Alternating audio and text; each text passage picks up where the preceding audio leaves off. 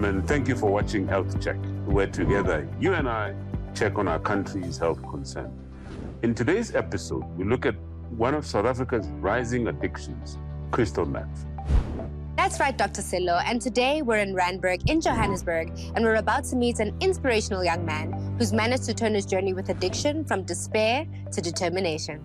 So my name is Ziad. I believe I was born an addict. I am an addictions counselor here at Houghton House, and I've been a patient here myself.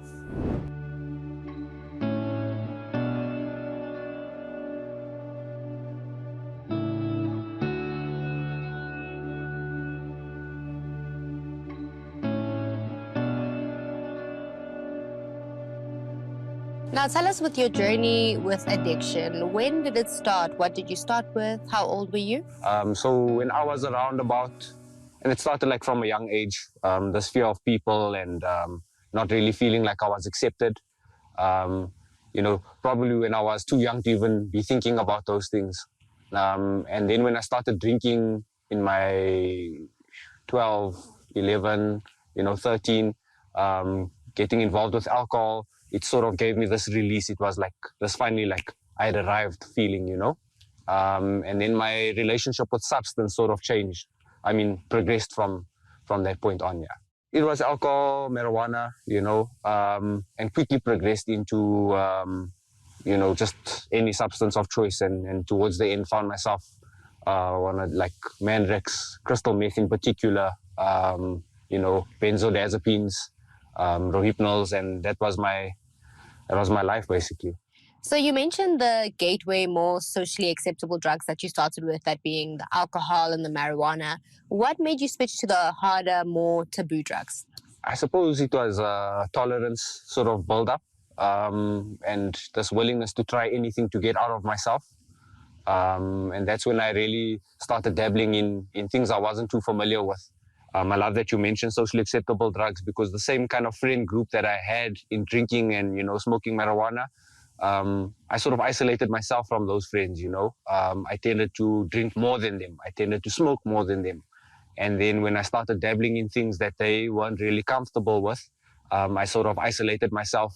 So yeah, it was more of like a curiosity and an intrigue. And once I started, it's just no stopping for me, So Z, can you tell us about that first high? I'm assuming obviously with the alcohol and the weed, usually more milder highs. With the crystal meth, what did that first high feel like that you can remember?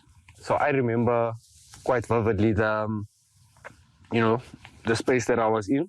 Like I said, I wasn't necessarily around my usual group of friends, around a whole lot of new friends. And this guy passed me a pipe and he sort of showed me. And I sort of learned with my eyes. And I remember taking this first sort of inhale of a pipe, this first pull of what like we call a lolly or whatever the case is. And just that like chemical burn on my chest. I'll never forget that. The amount of smoke that came out, I'll never forget that either. That smell. It's a smell I can't even begin to describe. And then that instant feeling of like having arrived. And that's the only way I can really put it. It's like I have arrived, I could feel my heart race. I felt like a thrill that first time, I felt like I could hear myself think.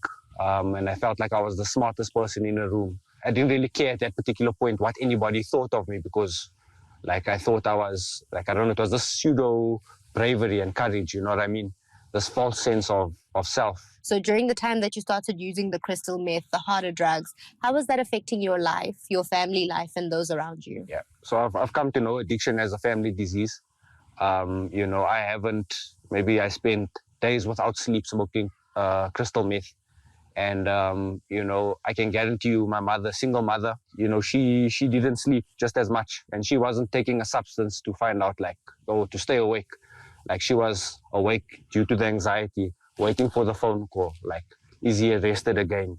Is he in the mortuary? Is the call gonna come finally that my son, my only son, has died? From this disease. So it really affected my family life. Like I said, I isolated myself from friends. I started surrounding myself with friends who would enable my dysfunction. It affected my sort of capability to earn an income. I was sort of unemployable for quite a good few years because I couldn't function without the drug and I couldn't function on the drug either. It got me to the point eventually where I was unemployable. I had a couple of odd jobs here and there because every job wasn't good enough, but in all honesty, it's because every job wouldn't allow me to use. And yeah, it got quite bad. When did you start feeling like this is getting out of hand, it's affecting too much? What was actually going on in your life that started making you feel like I need to start making some changes? The thing that we deal with a lot in the field of addiction and recovery is sort of denial, and the level of denial that I was in, my mother's tears in front of me telling me that this is enough, like I'm going to lose you, I don't want to lose you. Like it wasn't really enough for me to stop, right? Like I still thought I could control this. I still thought that everybody else had a problem with me. I didn't really feel like I had a problem. It got to the point where, like I said, single mother, only mother put me out and I stayed in the street, and that's not a life that I imagined for myself. I had a decent upbringing. We never had a lot, but we never went without. I always used to look at people under the bridge, in our communities, like look at people in the street and think to myself, like, this is what an addict looks like. So I can't be an addict because I have a roof over my head. I have a bed to sleep in. Until I became that person without a bed to sleep in and without a roof over my head. And before we get into your journey with recovery, I want you to paint a picture for us. How was your day like, or your day-to-day life living on the streets? What did it look like? You woke up, and then what happened with your days every single day? Yeah, it got really bad. I think the point that I realized where I needed a change was after a period of time staying in the street, recognizing that, I had received some news. There was quite a personal matter that popped up, and someone reached out to me and said, like, this is time for you now to stand up. It's time for you to step up. Like, I think that was the first time I actually realized that, what, this thing is ruining my life. And that's when I reached out to my mother to try and go home, and she still wouldn't have me at home. So then I found myself going to treatment, and that's when my journey in recovery really began. Addiction can take many forms, and as we've seen, the journey to recovery can be quite difficult, but taking the first step is what's important. With addiction, there's always hope, and the journey to recovery is always possible. What a courageous young man you've encountered there, Dr. Nosipho. After the break, we speak to our expert on the response to various addictions.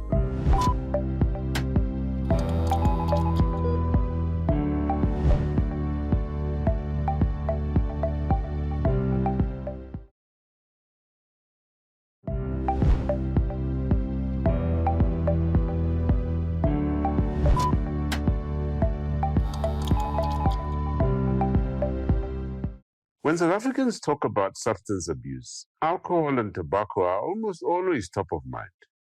But one drug in particular has raised eyebrows in treatment facilities across the country in recent years, and that's crystal meth. A 2022 global report estimates that South Africa is now one of the largest methamphetamine consumer markets in the world. As my colleague in the field, Dr. Nosipho, has however discovered, there's far more to addiction than just the substance. So risks associated with meth range from short-term appetite loss, heart rate and blood pressure increases, and the body temperature may go up, causing sweating. Now, Dr. Monique Basson is a counseling psychologist specializing in substance and alcohol-related disorders, as well as chemical dependence, and she joins us now to take a closer look at this psychology of addiction. Dr. Basson. Yes. Welcome to Health Check. Thank you, Doctor. Before we go deeper into the subject of addiction, perhaps let's just, start with the basics. We hear there's substance use, substance abuse, dependence, and addiction. So what is the difference between all of these? Substance use can generally be classified as more recreational use. It's on a habitual basis. Dependence and addiction kind of go hand in hand in that it creates a life where you feel that you have no control over the substance itself, that the substance has taken over the majority of life areas, that you are losing grip with these majority of life areas because of the dependence on the substance itself. But how common then is addiction to crystal meth? Let's talk about crystal meth. It's quite a prevalent drug that we see in rehab. Many of our people in Joburg are addicted to crystal meth more so than other cities. It's definitely an increasing, rising problem, but it's actually been more prevalent than we are aware of. Most people who are unaware of substances are unaware of the prevalence of crystal meth itself.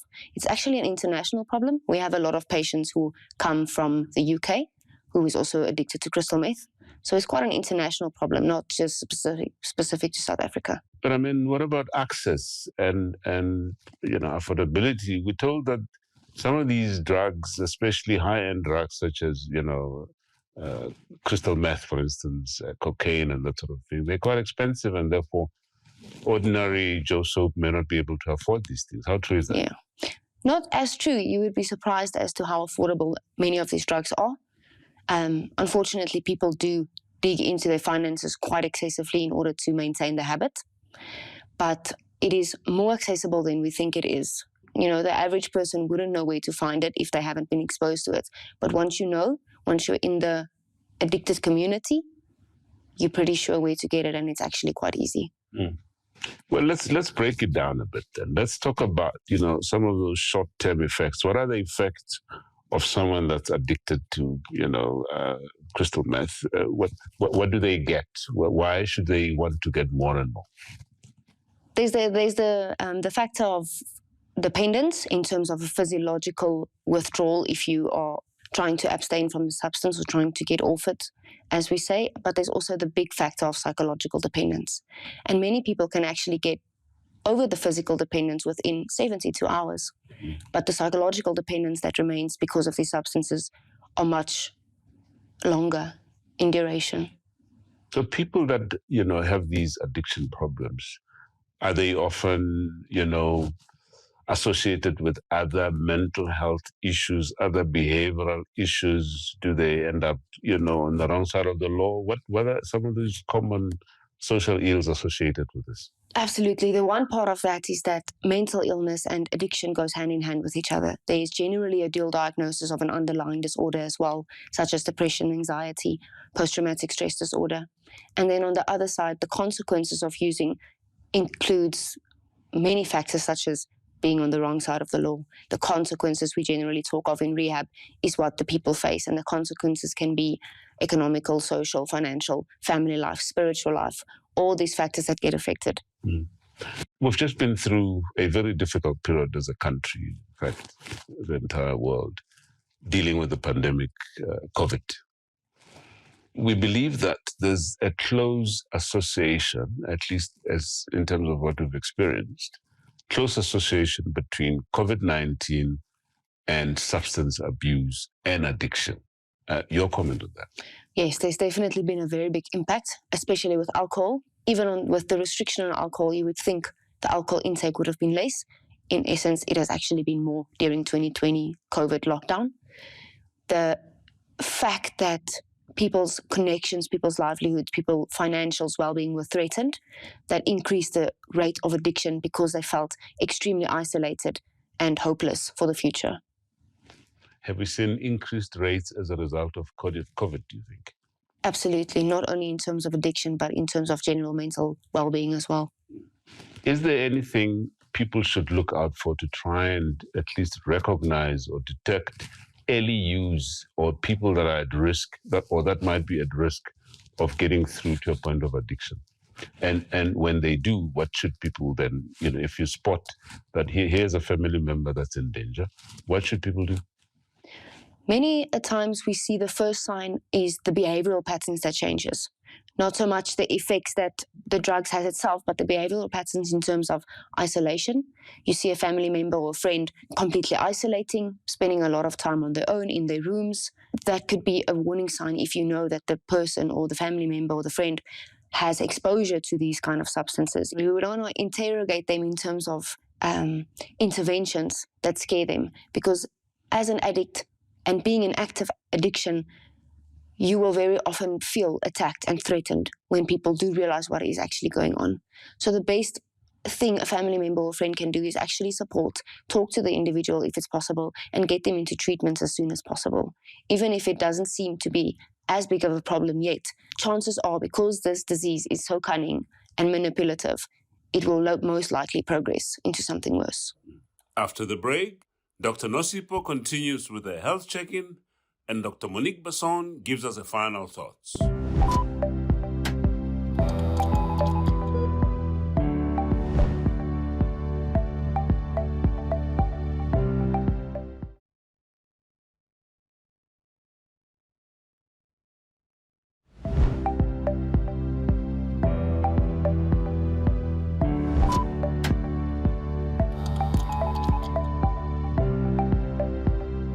And how many years sober is it now? So I am 4 years clean. I made 4 years at the end of April. I think for me personally, if I, my clean time for me, like I say, is for my family. It's for my mother to be proud of, because I didn't give her a lot to be proud of historically. And now she can say, like, I have a son in recovery who's 4 years clean, who helps people, who helps me, who I can trust, who I can depend on and rely upon. I think a big thing for me was what I can get out of the world. Always what the world can give me. And now I sort of had this mind shift to think about, what can I leave behind? What's sort of the footprint that I leave behind in the world? How many people did I help? So yeah, it's been an awesome 4 years. I must say congratulations. Thank you so much. Because we can hear that it hasn't been an easy journey. And you're giving back, because you're a counselor now here at Houghton House. Mm-hmm. And being a counselor now, how do you see the link between addiction and mental health? Because I think that's another thing that we overlook a lot. No, I think it is something that is greatly overlooked. I think there's a lot of underlying mental health sort of issues in addiction. So if I look at my case in particular, I had been diagnosed with depression from a young age. I do suffer with anxiety, and these are underlying things that at a particular point in time we never really spoke about. And now the way the world is gearing is that we're speaking about these things. And I think that it's all the more helpful for us to speak about, I am Z and I suffer with depression. Like, that doesn't make me a lesser person to have depression or to struggle with anxiety or, to have certain struggles. It doesn't make me less than. Now, is there any last thing, apart from all that we've said a lot, that you'd like to share with somebody who wants to begin their journey to recovery or who started and is struggling? Is there anything that you could say to them? You're not alone. If you've ever felt like people don't understand, there are millions of people who understand what you're going through. Nothing in life is irreversible. You can come back. You can come back from the darkest of dark places. Believe me, I know. There's nothing, there is hope. I suppose if I could just sum it up there is hope. There is a solution. You can come out of this, and for the better. And the nice thing about recovery, as opposed to addiction, is that, your life will be remarkably better. So much better than when you first even realized you had a problem. And that's it's a guarantee. It's a Z guarantee. I'll put my house on that. You talk about treatment. Who treats these people? I mean, can the people take, if I see, my family member who then tells me the story, should I take this person to my local doctor, or should I specifically look for some place elsewhere or some number to call? What should people do practically? Ideally, if you realize that the addiction has escalated to a point where the person is unable to control the substance, it would be ideal to have them admitted into either hospital or a rehabilitation center in order for them to be treated by a multidisciplinary team, including psychologists, counselors, doctors, psychiatrists. It takes a whole team to work on an individual in a holistic way. Sure. So the general treatment that we want is a 30-day inpatient personal program where the person stays on our premises for 30 days, after which they move into outpatient programs, which can be for up to 4 weeks. And after that, they go into aftercare or recovery maintenance. The post-mark that we want to get to is 3 months. If we can get to 3 months of clean time, we know that that patient has a really good shot at recovery. And once that patient is able to get to 1 year through continuous care, we know that they have a really good road of recovery going forward. We've seen the story of, the clip that we played of the gentleman that really recovered or is in recovery, which really paints the picture, a very positive picture that it is possible to get help and it is possible to conquer this problem of addiction. So I just want a general sense from you based on your experience in terms of, what is it that as a country we're doing well to achieve good results such as the one that, we've just shown now? And what is it that we could be doing more? What is it that we're not doing right that we could, be doing better to help all of these addicts? Yes, I think what South Africa is doing well is it has a substantial amount of treatment centers that is willing and able to help addicts and alcoholics.